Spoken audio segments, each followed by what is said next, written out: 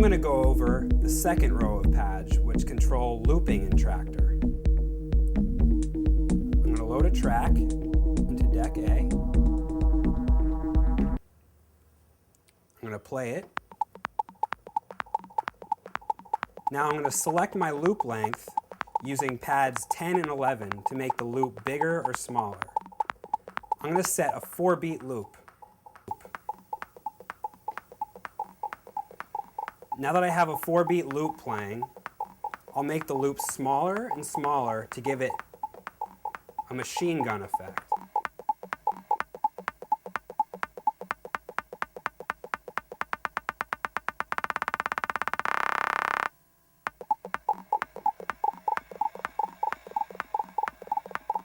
Now I'll load another track.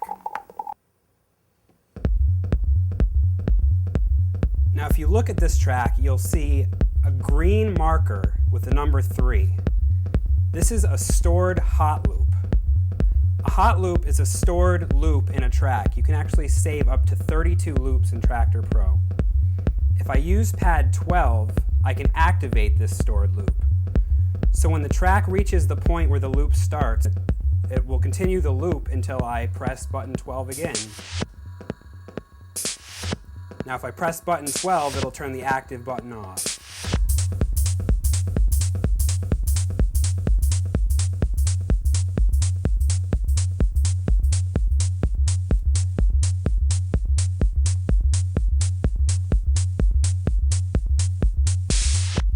Now we'll look at the third row of pads on the machine controller. The third row of pads, and also pad 1, will trigger hot cues in my track.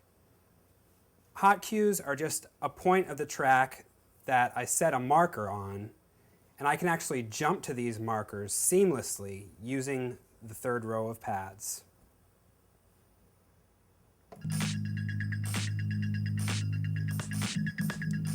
Now you'll notice that I'm in quantized mode using buttons A, B, C, and D. So every time I trigger a hot cue or hot loop, everything will be in perfect timing on the quarter note beat.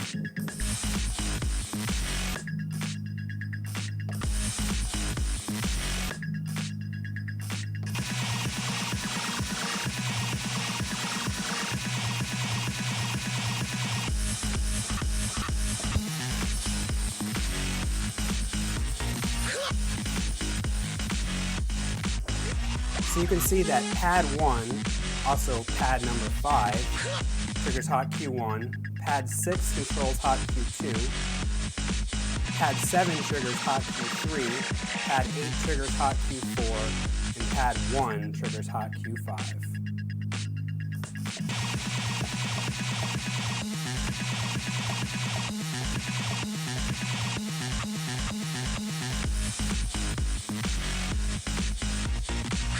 Now if I was in unquantized mode, I'll switch to group E.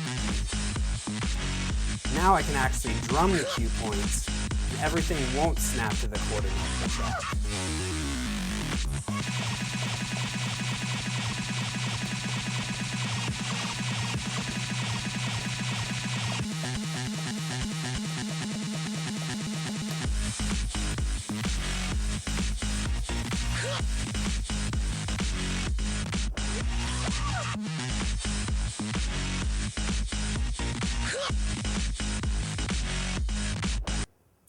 One cool feature that I have programmed into my machine controller is the beat jump function.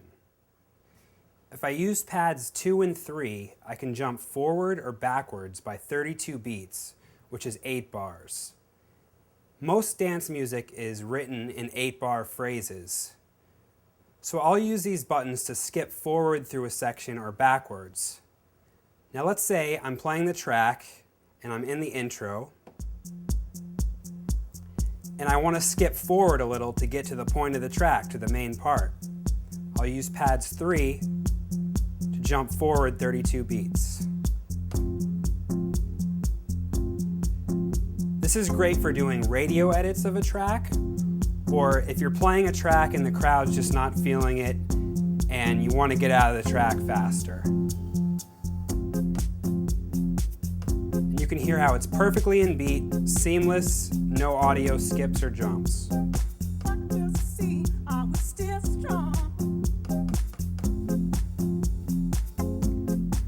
now I'm skipping backwards.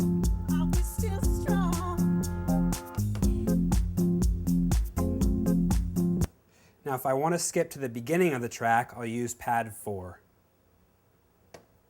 So that's a basic idea of how all the pads work with my Maschine setup.